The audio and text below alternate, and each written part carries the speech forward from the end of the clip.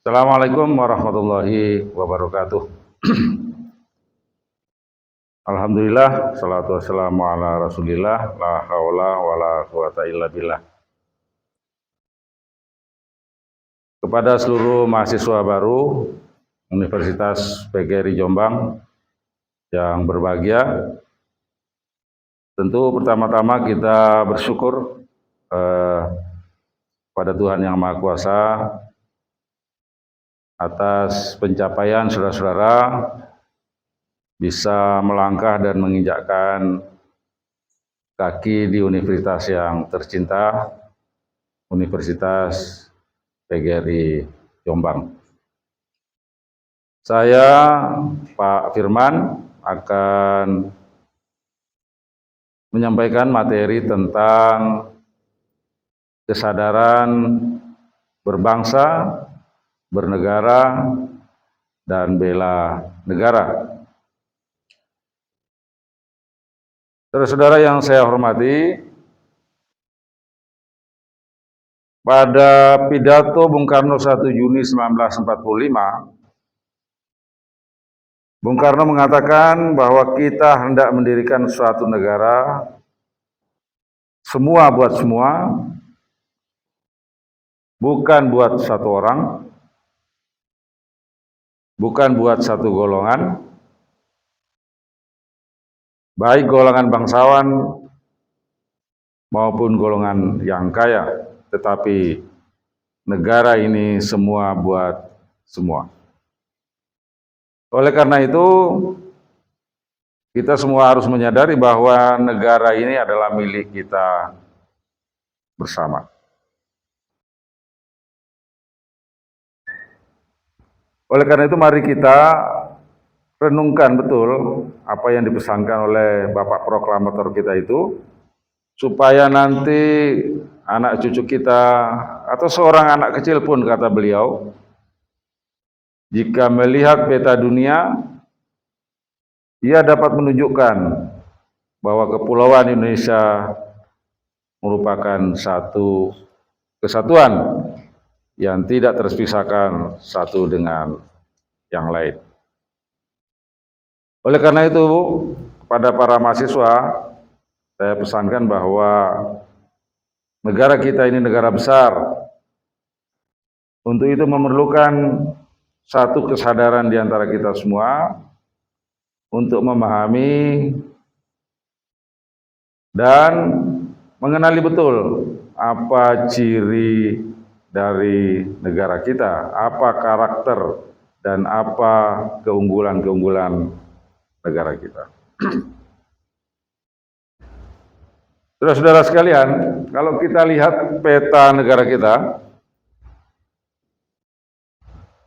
itu terlihat bahwa peta itu menggambarkan identitas bangsa kita. Yang pertama, identitas sebagai negara kepulauan, archipelago, dengan segala keragamannya, baik suku, agama, bahasa, adat istiadat. Oleh karena itu, keragaman inilah yang menjadi kekuatan bangsa kita. Itu tercermin dari semboyan kita Bhinneka Tunggal Ika. Memang kita berbeda-beda, tapi sejatinya kita adalah satu. Satu bangsa, satu tanah air. Sebagaimana yang telah kita ikrarkan, diikrarkan oleh para pendiri bangsa, para pemuda, pada 1928 mengikrarkan satu nusa, satu bangsa, dan satu bahasa. Oleh karena itu, mari kita jaga eksistensi negara kita sebagai kebanggaan nasional. Mari kita jaga persatuan dan kesatuan di antara keragaman suku, agama, dan budaya tersebut. Saudara-saudara, kalau kita mengamati betapa banyak negara yang tidak memiliki kesadaran yang tinggi terhadap negaranya, kecintaan dan nasionalismenya belum terbentuk, sehingga negara itu menjadi rapuh. Bahkan ada negara yang runtuh karena lemahnya kesadaran persatuan di antara mereka. Kita beruntung memiliki identitas bangsa sebagai negara kepulauan, sebagai negara maritim, sebagai negara yang memiliki identitas lahiriah atau alamiah dan identitas-identitas buatan yang kita ciptakan sendiri. Negara kepulauan adalah identitas, di garis khatulistiwa adalah identitas, terdapat di antara dua benua adalah identitas, dan kita memiliki iklim yang tropis itu juga identitas alamiah semua. Tetapi kita juga memiliki identitas sebagai bangsa yang memiliki Pancasila, memiliki Bhinneka Tunggal Ika, memiliki semangat karakter gotong royong, memiliki sifat santun, ramah terhadap bangsa lain. Untuk itu, kita memiliki tantangan yang besar untuk memelihara dan menjaga identitas bangsa kita.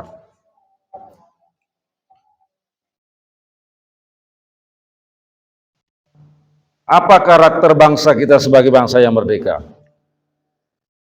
Sebagai bangsa yang merdeka yang sudah terbebas dari imperialisme dan kolonialisme, yang telah mengeksploitasi seluruh sumber daya kita. Bahkan pemimpin kita ada yang mengalami siksaan di penjara, bahkan ada yang terbunuh.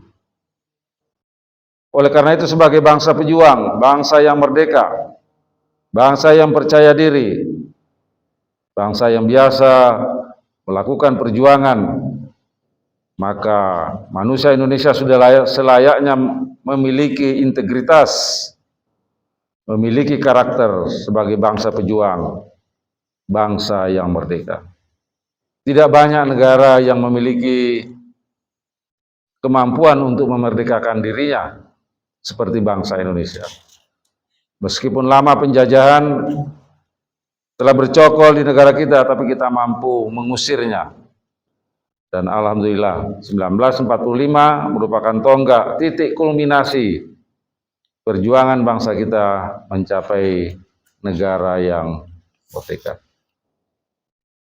Saudara sekalian, sebagai sebuah negara bangsa yang mengikat banyak suku, bahasa, agama, terdapat 17.500 pulau.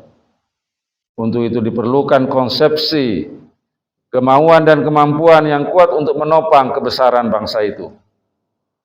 Keluasan dan kemajemukannya menjadikan negara kita sebagai negara yang besar. Oleh karena itu, kita harus memiliki kesadaran untuk menjaganya dan merawatnya, supaya negara kita tetap eksis, negara kita tetap merdeka, bersatu, berdaulat, adil dan makmur sesuai dengan visi misi kemerdekaan bangsa kita yang tertera di dalam pembukaan Undang-Undang Dasar 1945. Yang pertama, melindungi segenap bangsa dan seluruh tumpah darah Indonesia. Apa artinya? Bahwa bangsa, rakyat, dan seluruh wilayahnya harus terlindungi dari segala macam ancaman, tantangan, gangguan, maupun hambatan. Kemudian memajukan kesejahteraan umum. Bangsa yang merdeka sudah selayaknya harus menuju kepada arah untuk merdeka, mencapai kesejahteraan sesuai dengan cita-cita yang telah diletakkan oleh founding father kita, memajukan kesejahteraan umum. Pengejawantaannya adalah negara kita harus terbebas dari segala macam keterbelakangan, kebodohan maupun kemiskinan. Karena merdeka salah satu tujuannya adalah supaya kita sejahtera. Kemudian kita juga memiliki visi selain memajukan kesejahteraan umum, mencerdaskan kehidupan bangsa. Maknanya adalah kita harus terdidik, literasi kita harus meningkat, kualitas manusia kita harus naik derajatnya, pendidikan kita harus berkembang. Karena itu mencerdaskan kehidupan bangsa merupakan salah satu misi visi bangsa kita yang ketiga yang telah digagas oleh pendahulu kita. Dan tentu kita sebagai bagian dari dunia harus juga terlibat dalam forum internasional untuk ikut serta melaksanakan ketertiban dunia yang berdasarkan kemerdekaan, perdamaian abadi, dan keadilan sosial. Saudara-saudara, mahasiswa baru yang saya banggakan, bangsa kita memiliki kekuatan. Tentu yang pertama adalah kita memiliki fondasi dasar negara Pancasila sebagai sumber sekaligus menjadi orientasi kita dalam membangun karakter bangsa, nation character building, seperti yang disampaikan oleh Bung Karno. Pancasila memiliki 5 nilai dasar yang menjadi kebanggaan kita. Nilai ketuhanan, kemanusiaan, persatuan, demokrasi, dan tentu adalah yang terakhir adalah terwujudnya keadilan sosial. Pancasila merupakan pegangan kita bersama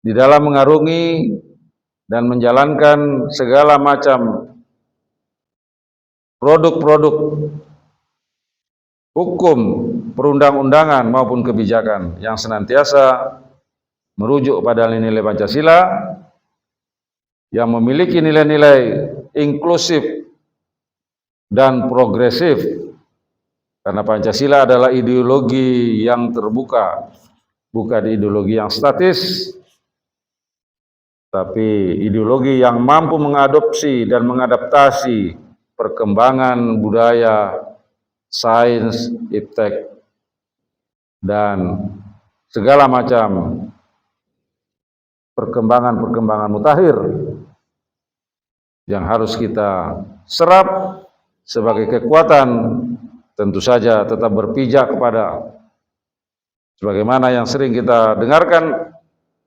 berdaulat di dalam politik, berdikari di bidang ekonomi, dan berkepribadian dalam budaya. Saudara mahasiswa, kita menatap ke depan dengan dimodali kearifan lokal kita, local wisdom atau local genius yang sudah kita miliki, akar budaya yang menyebar di seluruh Nusantara, merupakan kebangsaan bangsa Indonesia yang perlu dijaga dan dirawat. Karena kita tahu perkembangan peradaban dipengaruhi oleh konektivitas sains dan teknologi dan dinamika politik internasional. Oleh karena itu, segala macam tantangan, hambatan yang harus kita hadapi sebagai bangsa, senantiasa tegak, berdiri kokoh dengan dasar-dasar Pancasila yang sudah menjadi platform kita bersama. Oleh karena itu, pandangan hidup, sarana hidup terus tumbuh dengan pesat sehingga daya cipta, kreativitas anak-anak bangsa, termasuk mahasiswa, dengan pengembangan kapasitas belajar harus tumbuh berkembang dengan melakukan segala macam inovasi, mengadaptasi perkembangan ilmu pengetahuan dan teknologi, khususnya di era digital sekarang. Saudara-saudara mahasiswa, oleh karena itu diharapkan nanti Anda semuanya sebagai mahasiswa harus memiliki integritas dan profesionalitas. Integritas artinya memiliki komitmen, memiliki standar, baik standar moral dan etika yang mengutamakan etik dan moral sebagai landasan, mengutamakan kejujuran, tanggung jawab sebagai suatu fondasi di dalam beraktivitas, baik di lingkungan keluarga maupun di lingkungan masyarakat luas. Yang selanjutnya, dengan integritas dan profesionalisasi itu tidak cukup, tapi wawasan kebangsaannya juga harus tumbuh. Wawasan kebangsaan memiliki pandangan yang luas tentang bangsa ini. Wawasan keindonesiaan, nasionalisme yang tinggi, patriotisme, dan sadar akan tanggung jawab, sadar akan kebangsaannya, dan sadar akan bela negaranya. Itulah wawasan kebangsaan yang harus kita kembangkan terus sebagai bangsa yang majemuk, multi etnik, multi agama, maka wawasan kebangsaan menjadi penting. Sebab kalau tidak memiliki wawasan kebangsaan, kita menjadi bangsa yang eksklusif, pandangannya sempit, cenderung akan menjadi etnosentris, fanatisme buta, kemudian dia akan terlibat pada pemahaman-pemahaman yang radikal, yang anti toleransi, tidak bisa menghargai perbedaan, tidak bisa hidup secara demokratis. Oleh karena itu wawasan kebangsaan kita harus kita rawat. Tidak mudah luntur oleh tekanan globalisasi, tekanan internasional, maupun budaya yang masuk di dalam bangsa kita. Seperti yang saya tadi sebutkan, berdaulatlah kita dalam politik, ekonomi kita harus mandiri, ekonomi kita harus tumbuh di atas kaki sendiri. Dalam bahasanya Bung Karno, berdiri di atas kaki sendiri. Tidak tergantung oleh bangsa lain, menumpuk hutang, sehingga kita menjadi bangsa yang disetir. Demikian juga secara budaya kita harus berkepribadian, memiliki akar kuat untuk mempertahankan kebudayaan maupun nilai-nilai luhur yang kita miliki. Para mahasiswa yang saya banggakan, maka kita memerlukan transformasi, lompatan, perubahan, pergerakan. Transformasi itu adalah transformasi sosial, transformasi sosial yang berbasis kepada nilai-nilai kultural. Nilai-nilai kultural, mental kultural itulah yang harus kita jaga, berbasis pada sila-sila Pancasila. Transformasi sosial harus berketuhanan, harus menghargai nilai-nilai agama, berperi kemanusiaan, dan senantiasa menjaga persatuan. Di samping secara kultural, transformasi politikal, yaitu tumbuh kembangnya praktek demokrasi bangsa kita yang akhir-akhir ini sudah mulai luntur. Praktek dinasti politik, praktek kolusi, praktek tidak demokratis, itu harus kita hilangkan karena Pancasila mengajarkan kita bahwa kita adalah negara demokrasi di mana semua orang memiliki kebebasan untuk bertindak, berperilaku, dan memiliki pilihan-pilihan politiknya sendiri. Kemudian ujungnya adalah transformasi di ranah material, yaitu terwujudnya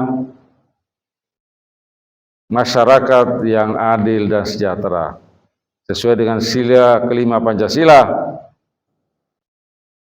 keadilan sosial bagi seluruh rakyat Indonesia. Artinya apa?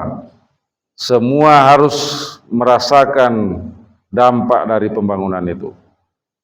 Semua kekayaan perekonomian harus berkeadilan, kemakmuran menjadi merata, tolong-menolong menjadi pegangan kita. Oleh karena itu, di dalam Undang-Undang Dasar 45 disebutkan bahwa perekonomian kita adalah harus dimanfaatkan untuk mewujudkan keadilan sosial, kemakmuran untuk seluruh rakyat Indonesia. Para mahasiswa yang saya hormati, dengan demikian maka kita akan memiliki visi menjadi bangsa yang merdeka, bersatu, berdaulat, adil dan makmur. Di dalam bahasa agama sering kita dengungkan menjadi negara yang diridhoi, negara baldatun, thayyibatun, wa rabbun ghafur. Satu hal lagi yang perlu kita pahami di dalam kehidupan berbangsa dan bernegara adalah pentingnya kohesi dan inklusi sosial. Kita tahu bahwa arus globalisasi membawa kontestasi nilai, baik itu ideologi, paham, aliran, ajaran, dan seterusnya. Oleh karena itu, kekuatan pertahanan diri kita menghadapi arus globalisasi itu harus kita tingkatkan. Karena tidak semua yang datang dari luar itu memberi efek positif, bahkan terkadang memberikan kepada kita paham-paham yang negatif. Pentingnya inklusi sosial juga adalah untuk meredam polarisasi, fragmentasi politik yang cenderung kebablasan, etnosentrisme, sukuisme, identitas agama yang ditonjolkan. Semestinya polarisasi seperti itu tidak boleh terjadi. Karena kita memiliki common platform yang sama, yaitu Pancasila, yang bisa mengatasi segala perbedaan politik, perbedaan suku, perbedaan agama, maupun identitas yang lain. Inklusi sosial juga penting untuk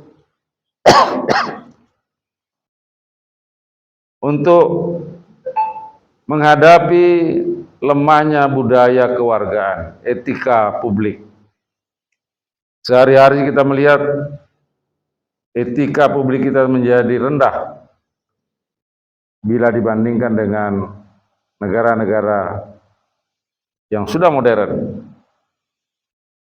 Contoh misalnya antri yang tidak teratur, budaya tepat waktu, kemudian kurang menghargai perbedaan, kemudian rasa tanggung jawab yang hilang, dan mudah untuk menyalahgunakan kewenangan yang ada, apalagi kekuasaan yang dimiliki. Bahkan untuk merebut kekuasaan, kadang-kadang etika tidak diperhatikan. Inklusi sosial juga menitik beratkan supaya kita memiliki literasi multikulturalisme. Literasi multikulturalisme ini adalah kita harus memiliki pemahaman bahwa kita hidup di alam multikultural. Multi artinya banyak, kultur artinya budaya. Oleh karena itu wawasan tentang multikulturalisme ini harus kita tumbuh kembangkan, karena kita adalah negara yang majemuk, negara yang plural. Oleh karena itu pluralisme menjadi bagian dari denyut nadi kita, bahwa kita ini hidup di dalam banyak hal perbedaan, baik itu perbedaan antar suku, agama, ras maupun antar golongan.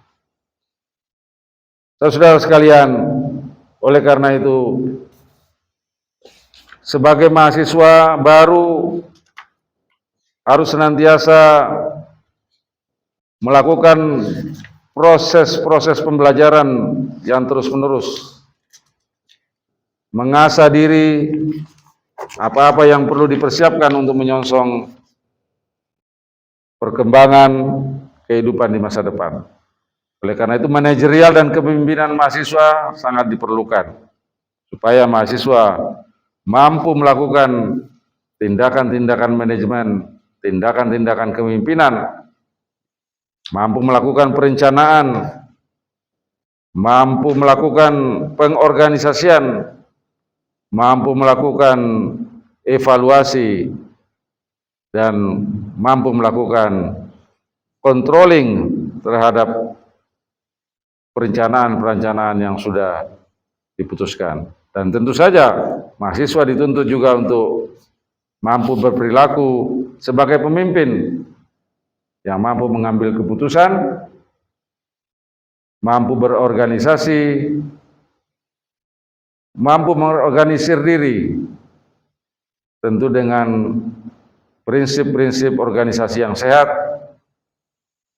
mampu berorganisasi tapi tidak anarkis, mampu berorganisasi tapi menghargai aturan-aturan yang ada di dalam organisasi, mampu berorganisasi sesuai dengan tata tertib yang ada di dalam organisasi, mampu berorganisasi dengan melahirkan pemimpin-pemimpin yang terlatih, pemimpin-pemimpin yang terampil, dan tentu saja pada akhirnya nanti mahasiswa diharapkan menjadi pemimpin-pemimpin yang berkarakter kuat, karakter bangsa Indonesia yang berjiwa Pancasila. Saya kira itu yang bisa saya sampaikan pada pengenalan mahasiswa baru tentang materi kesadaran berbangsa, kesadaran bernegara, dan kesadaran bela negara. Sebagai warga negara yang baik, marilah kita cintai negara kita, mari kita rawat negara kita, dan mari kita junjung semua yang menjadi tujuan negara kita, supaya negara kita menjadi negara yang maju, makmur, sejahtera, lahir dan batin. Saya kira itu. Terima kasih. Selamat menjadi mahasiswa. Semoga Anda semua dapat menyelesaikan seluruh tugas-tugas yang diberikan dan bisa lulus dengan prestasi yang baik dan tepat waktu. Demikian, billahi taufiq wal hidayah. Assalamualaikum warahmatullahi wabarakatuh.